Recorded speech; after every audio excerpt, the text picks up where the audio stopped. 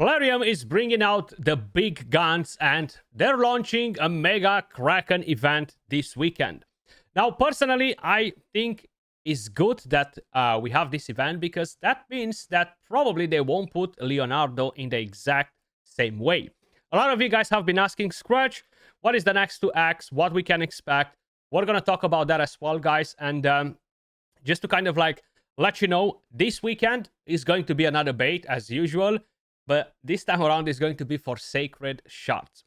So we have a 2x on Sacred Shards. You know the drill is basically going to double the chances to summon legendaries from 6% going to 12%.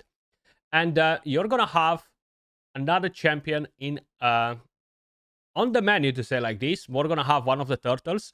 But on top of it, we're going to have something else going on at the same time. So we're going to have a 15x. Okay. This, a 10x, my bad, a 10x, not a 15x. This Friday, the 3rd of October, they're planning to launch 2 events simultaneously. They're planning to launch a 2x event to summon legendary champions from Sacred Shards. And also, they are planning to launch a 10x event to summon Raphael from Sacred Shards. In my opinion, out of all the 4 turtles, Raphael is the weakest. And that's mainly because of his conditions with Berserk debuff. He can be pretty nice. The damage is not like blowing your mind or anything like that. It's decent, but nothing too special. That's why I don't think that he is going to be extremely powerful on anyone's account. The thing is, a lot of people want to collect all of the 4 turtles. They do have this crazy passive altogether, which is tons of fun to run around with 4 turtles, right? With the A1, the double hitter, the block revive, if the target is killed, of course, you cannot block the revive if he's alive. And each critical hit fills the champion's turn meter by 10%. The second is an AoE attack that will ignore shield and block damage buff if attacking under a Berserker debuff placed by this champion. If this champion is not under a Berserk debuff placed by themselves, the damage inflicted against enemies under shield buffs is increased by 10%. And each critical hit will fill his turn meter by 10%. Which is nice because it will allow him to rotate a bit faster. But that Berserk is extremely important on the champion.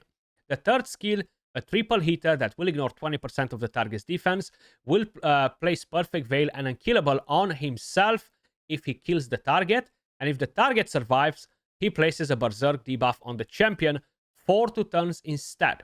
And this debuff cannot be resisted or blocked. Now, if you're running him on Stone Skin, the way this actually works, the Stone Skin will not expire before he attempts to land this debuff, which will cause the champion to do not gain the Berserk sometimes, okay? It should expire, the Stone Skin, before, but it is what it is with the coding.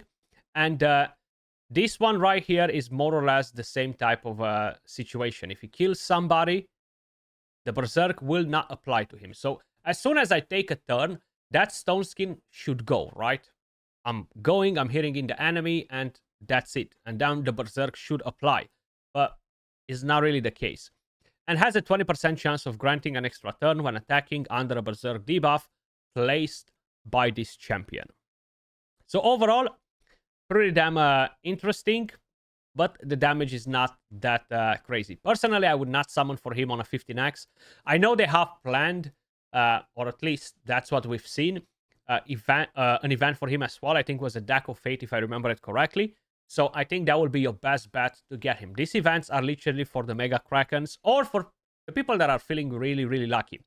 I am not going for the fusion, so I am actually going to skip this event as well. I'm not going to open my 13 Sacred Shards because I would rather prepare for the future events that they are going to bring. Then, the elephant in the room, the Mega Kraken event. This Friday, October 3rd, they are planning to launch a Champion Chase tournament.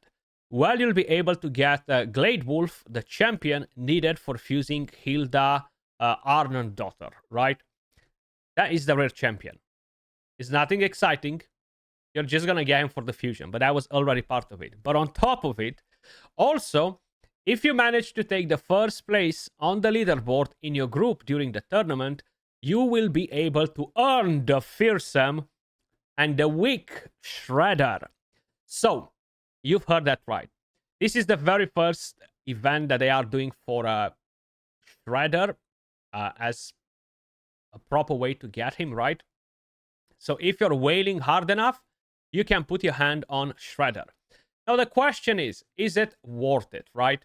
If you are a Kraken and you want to collect them all, go for it. Go and fight with the other Krakens, have a lot of fun. You might have a nice, easy group, you might not, and you might end up in getting the champion.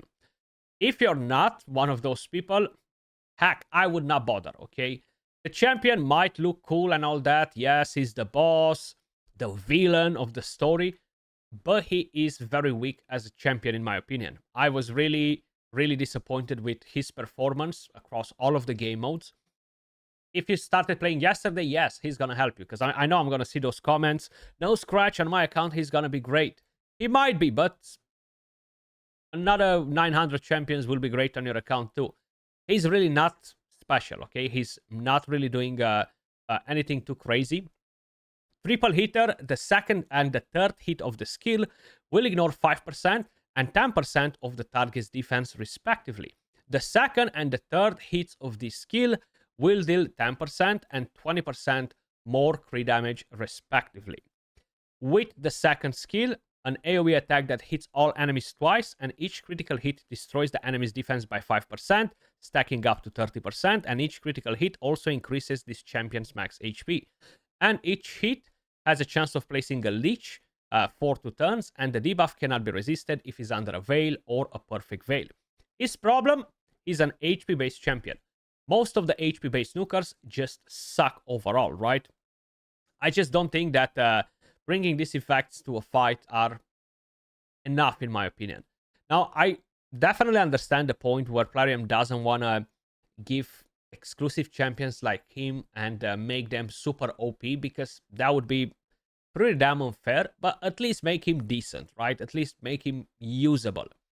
With the third skill, attacks all enemies. Before attacking, steals all buffs from a single target enemy. The effect cannot be resisted if he's under a veil or a perfect veil, and will fill this champion's turn meter by 15% for each buff stolen. Will ignore 15% of each enemy's defense, as well as a shield and a block damage buffs. If this champion is under a veil or a perfect veil buff, will ignore 30% of each enemy's defense. His damage overall is lacking. Now the passive will decrease the incoming damage by 30%, and the damage will be split equally among your allies. And then will increase the damage dealt for each dead ally, which honestly is not a good situation. Like, if you're taking him in PvE content and he's the last man standing, I do not give a damn if he deals 5 million damage, because he's not going to be able to do the job. Like, when he gets at the boss, he's going to get destroyed. In PvP, once again, it's going to be the same story. It's going to be very hard for him to do anything, even though his main mojo is having the allies dead and his damage increasing, right? It's just not reliable enough. And even with this, on top of his multipliers, the damage is still pretty underwhelming. The active effect of the passive, which is on a 1-turn cooldown, whenever this champion loses 20% of their max HP in one attack, has 100% chance to evade the next attack. When this guaranteed effect activates, places a perfect veil buff on the champion for 2 turns, and has a chance of placing a true fear on all enemies for 1 turn, which cannot be resisted. This part, the active effect, is actually a pretty interesting passive overall. It's just the lack of damage, the lack of utility across all the game modes, right? And he has an HP aura for all battles. Is it worth getting this champion? No. Okay, that's my stance on it. Let me know what you guys think in the comments down below. The only reason for you to get this champion is if you're a Pokemon collector. Okay, there is literally no other reason whatsoever. And I know there will be quite a few of you guys tempted by this. Good luck, you know, if you're gonna wail hard on the tournament. But that's pretty much it for this weekend's events, guys. We don't, for this weekend, in terms of events, yeah, we don't really have anything else happening. Thankfully, we have an axe on Leonardo. He's not going to be part of the champion chase. And that is a good sign, because if they were putting him as a guaranteed in a champion chase tournament, that would have been pretty damn bad, because most likely they won't be doing another event to give him guaranteed if they do that. At least they haven't really done it in the past. So we can still wait and expect that hero pack event for Leonardo, which will hopefully start in 2-3 weeks or whatever. They said it's not going to happen on the first week of October, so it's not going to be the 7th, okay? Most likely it's going to be at a later date. Either way, as usual, appreciate all of you guys watching. Much love, and I will catch you all in the next one. Peace.